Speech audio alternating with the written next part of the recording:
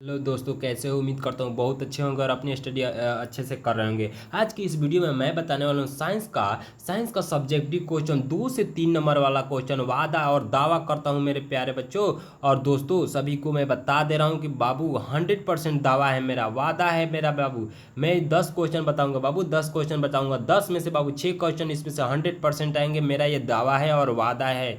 अगर नहीं आया तो फिर कहना मेरे दोस्त में और मेरे प्यारे बच्चों। चलिए नेक्स्ट सबसे फर्स्ट वीडियो देखते हैं कि सबसे फर्स्ट वीडियो बोल रहा है। सबसे फर्स्ट क्वेश्चन देखते हैं क्या है हमारा। देखिए ये क्वेश्चन है हमारा कि अवतल और उत्तल लेंस में अंतर स्पष्ट करते हैं। अरे बाबू, अवतल और उत्तल लेंस में क्या करना है? अंतर स्पष्ट करना है। तो चलिए पहले देख लेते हैं हम लोग अवतल का। क्या देख लेते हैं बाबू? अवतल का। अवतल में पहले क्या होता है तो देख लीजिए। इसमें मेरे प्यारे बच्चों एकदम ध्यान से देखिएगा, आप लोग को एकदम दिमाग में घुस जाएगा। अवतल लेंस इसे अपसारी लेंस कहते हैं। अरे मेरे प्यारे बच्चों, अवतल लेंस को अपसारी लेंस कहते हैं। याद रखिएगा, इसे अपसारी लेंस कहते हैं। क्या कहते हैं? अपसारी लेंस। इसकी फोकस दूरी ऋणात्मक होती है। हरदम याद रखिएगा, इसकी जो फोकस दूरी होती है ना, हरदम ऋणात्मक होती है। क्या होती है? इसकी फोकस दूरी हरदम ऋणात्मक होती है।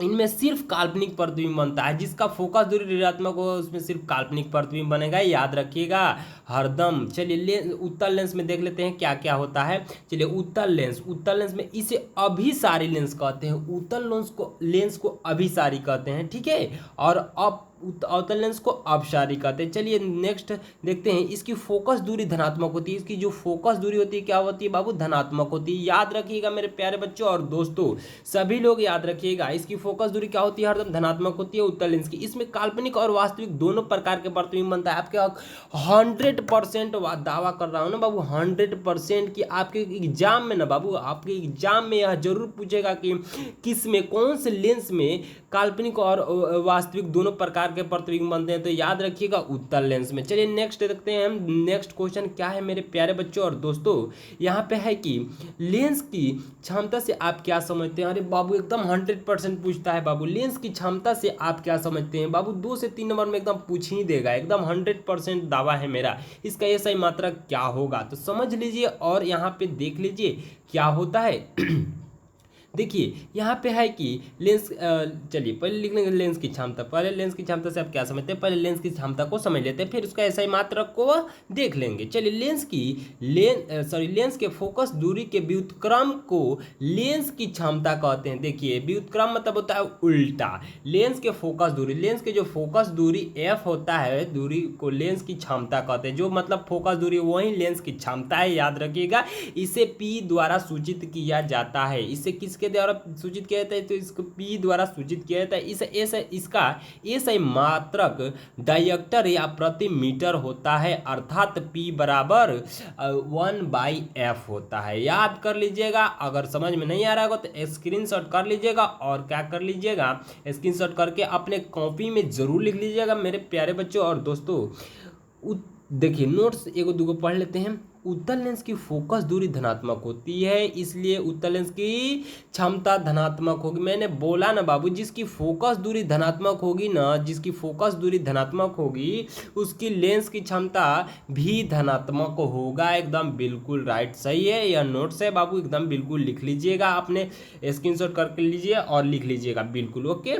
चलिए अवतल लेंस की फोकस दूरी ऋणात्मक होती है, इसलिए अवतल लेंस की क्षमता ऋणात्मक होगी। मैंने कहा ना बाबू, फोकस दूरी जब ऋणात्मक होगी तो उसका क्षमता भी क्या होगा बाबू? ऋणात्मक होगा, याद रखिएगा। चलिए नेक्स्ट क्वेश्चन पढ़ते हैं बाबू। थोड़ा यह न्यूमेरिकल वाला क्वेश्चन आ गया है। ज़्यादा मैं आप लोग से समय नहीं लूँगा बाबू, 20 मिनट का समय लूँगा। 20 मिनट में बाबू आप लोग का ना 10 क्वेश्चन बताऊँगा, जिसमें से बाबू 6 क्वेश्चन तो 100% आपके एग्जाम में आने वाला है। 24 में, याद रख लीजिए।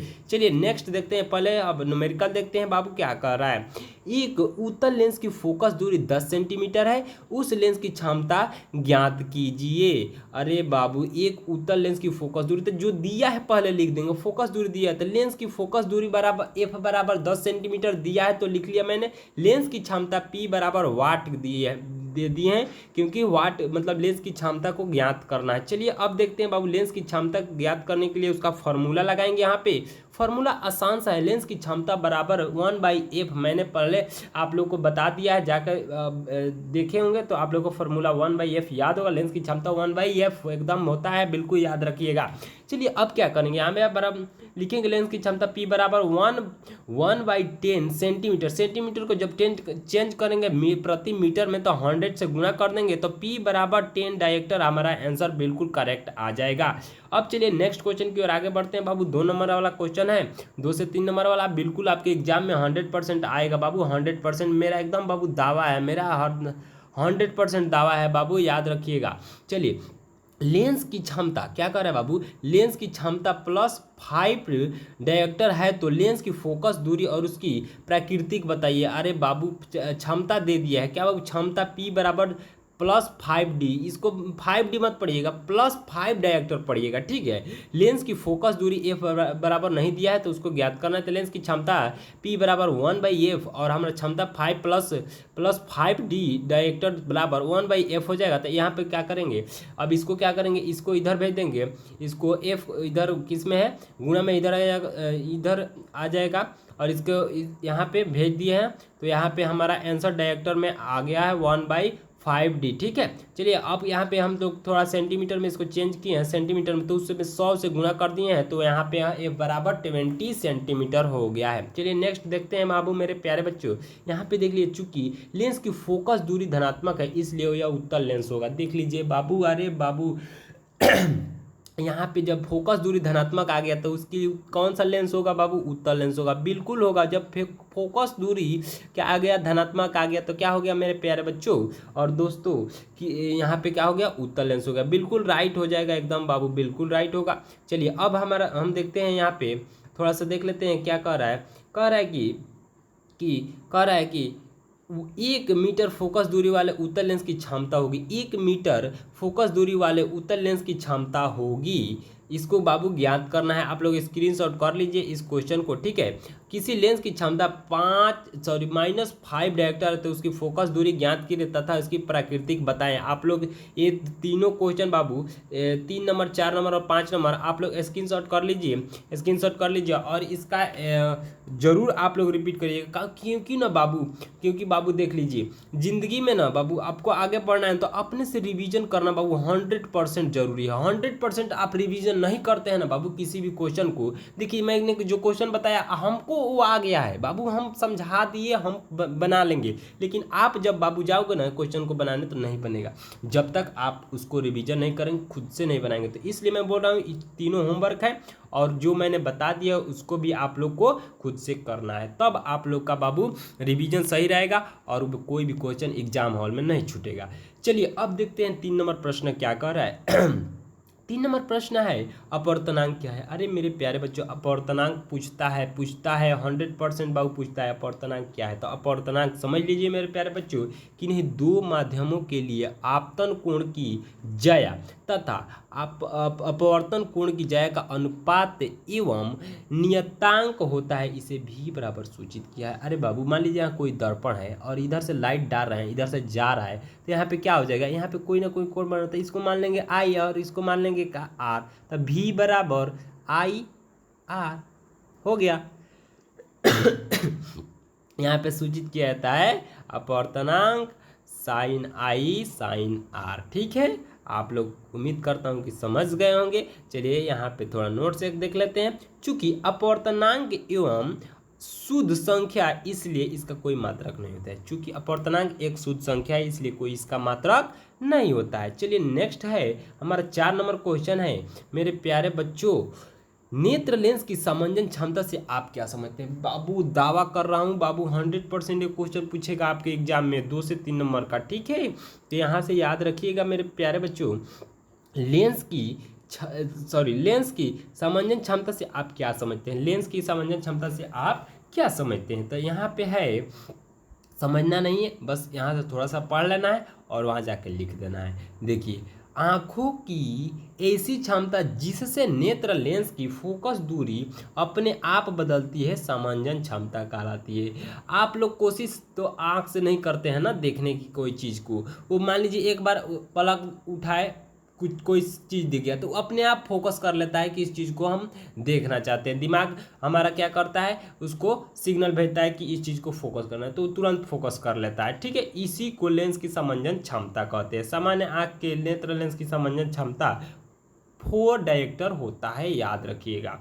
चलिए नेक्स्ट क्वेश्चन देखते हैं। 5 नंबर क्वेश्चन अब क्या है, और हमारा 5 क्वेश्चन है, आप लोग घबराइए मत। अवतल दर्पण का उपयोग, अरे बाबू इतना कॉमन क्वेश्चन है बाबू। देखिए बाबू कॉमन क्वेश्चन है, COMMON कॉमन क्वेश्चन है मेरे प्यारे बच्चों। मैं कॉमन क्वेश्चन में क्यों कर रहा हूँ, कॉमन क्वेश्चन बाबू किसी भी दुनिया का कोई भी एग्जाम दे लीजिएगा कॉमन क्वेश्चन पूछता ही है। 100% बाबू बता रहा हूँ, ये मेरा वादा है।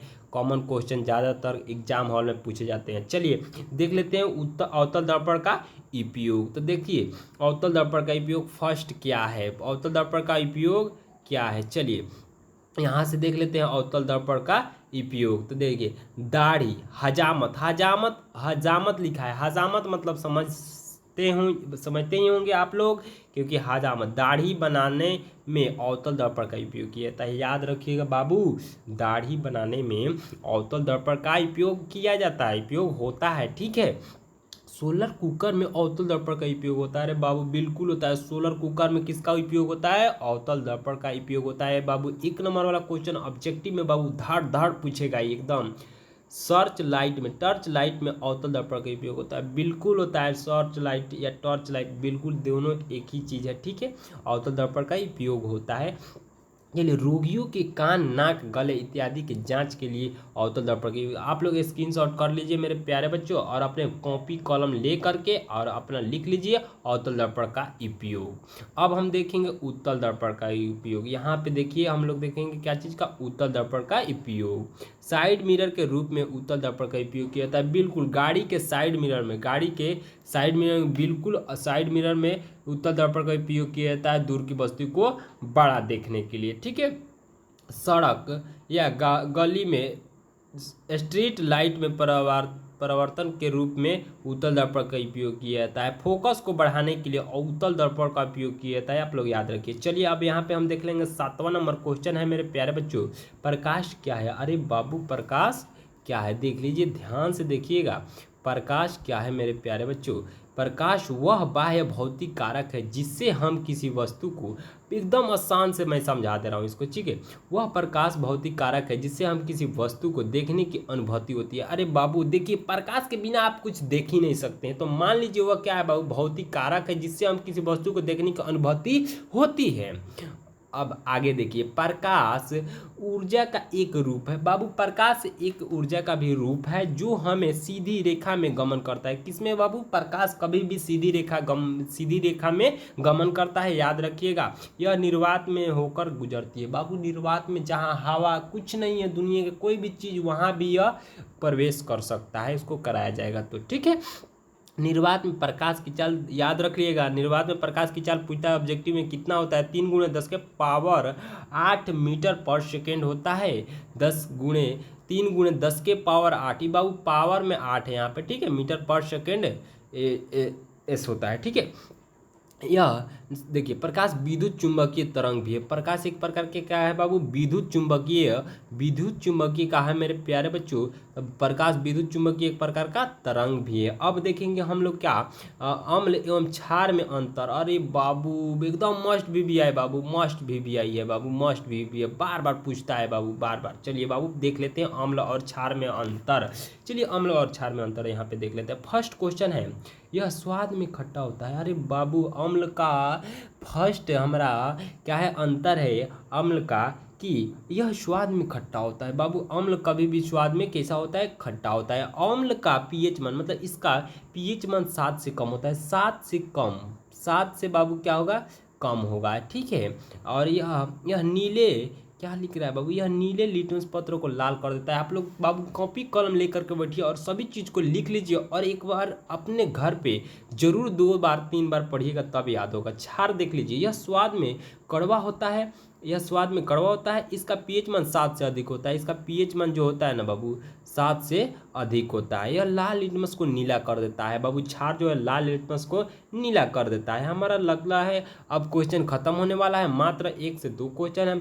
अम्ल का जलीय विलयन क्यों विद्युत का चालक होता है बाबू? अम्ल का जो जलीय विलयन होता है वह विद्युत का चालक होता है, देखते होंगे। चलिए आप लोग क्या कीजिएगा, पानी में नमक डाल लीजिएगा, वहाँ से तार डालकर इधर से उधर, मतलब कीजिएगा मत बाबू, हम समझा दे रहे हैं। जैसे कि मान लीजिए यहाँ पे इसमें नमक ले लिए और उसमें घोल दिया, और यहाँ पे विद्युत की तार से प्रवाहित करेंगे बहुत तेजी से, मतलब क्या होगा, विद्युत प्रवाह होगा। अम्ल जल में घुलकर आयनों का निर्माण करता है। अम्ल जल में घुलकर किसका निर्माण करता है? आयनों का निर्माण करता है, इसलिए अम्ल का जलीय विलयन विद्युत का चालक करता है। ओके चलिए हमारा लास्ट क्वेश्चन है बाबू, लास्ट क्वेश्चन है, कह रहा है हम वाहनों में उत्तल दर्पण को पार्श्व दृश्य के रूप में परित्याग क्यों देते हैं? हम वाहनों में उत्तल दर्पण का पार्श्व दृश्य के रूप में परित्याग क्यों देते हैं, मतलब अपने वाहन जो चलाते हैं उसके साइड मिरर में उत्तल दर्पण का उपयोग क्यों करते हैं, यही चीज़ें पूछ रहा है। ठीक है, तो यहाँ पे समझ लीजिए, आप लोग एक बार पढ़ा दे रहे हैं, एक बार बता दे रहे हैं, आपको ज़िंदगी में कभी नहीं भूल पाओगे मेरे प्यारे बच्चों, और ये 100% दावा है कि आपके एग्जाम में आने वाला है। उत्तल दर्पण में बनने वाला प्रतिबिंब सीधा और छोटा होता है। उत्तल दर्पण में याद रखिएगा, उत्तल दर्पण में बनने वाला प्रतिबिंब सीधा और कैसा होता है, छोटा होता है। इससे ड्राइवर अपने पीछे की वाहनों को देख लेता है। इससे जैसे साइड मिरर में लगाओ ना बाबू, तो वह पीछे की वस्तु को आसानी से अपने शीशे में देख लेगा कि वह कौन सी गाड़ी आ रही है, और गाड़ी स्पष्ट रूप से चला भी लेता है, गाड़ी स्पष्ट रूप से भी चला लेता है। उसका दृष्टि क्षेत्र बहुत अधिक होता है, इसलिए वह वाहनों में उत्तल दर्पण का पार्श्व दृश्य के रूप में निर्यात करता है, मतलब उसका उपयोग करता है। मेरे प्यारे बच्चों, उम्मीद करता हूँ आप लोग को 10 क्वेश्चन मैंने बताया, 10 क्वेश्चन बताया, जिसमें से 6 क्वेश्चन आपको बोर्ड में, किसमें बाबू, बोर्ड में बिल्कुल आएगा मेरे प्यारे बच्चों, एकदम 100% मेरा दावा है, और मैं वादा करता हूं मेरे प्यारे बच्चों, बिल्कुल आपके क्वेश्चन ये 10 में बताया, जिसमें 6 क्वेश्चन आपके बोर्ड एग्जाम में बिल्कुल आने वाला है, मेरा 100% दावा है मेरे प्यारे बच्चों। आप देखिए, आप लोग एक बार सभी लोग वीडियो को लाइक कर दीजिए, चैनल पर नए हैं तो चैनल को सब्सक्राइब कर लीजिए। फिर मिलेंगे नेक्स्ट वीडियो में, तब तक के लिए सभी को जय हिंद, जय भारत।